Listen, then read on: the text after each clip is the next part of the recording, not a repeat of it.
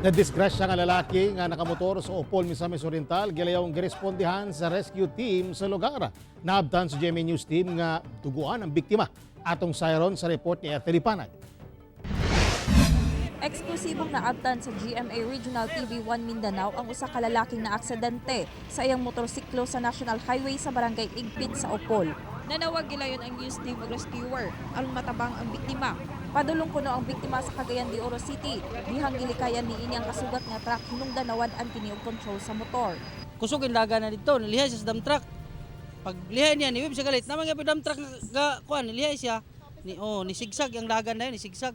Nag-ana-ana ba? Nalagpot din siya. Dire ang ulo na igo sa kuan. Island. Dire na kuan yung ulo, dire.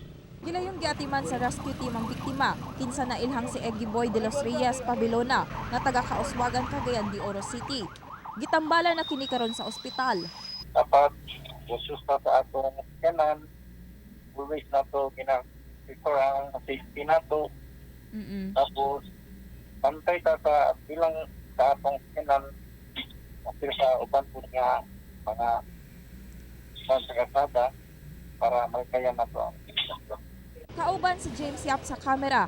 Ako, si Ethel Ipanag para sa One Mindanao.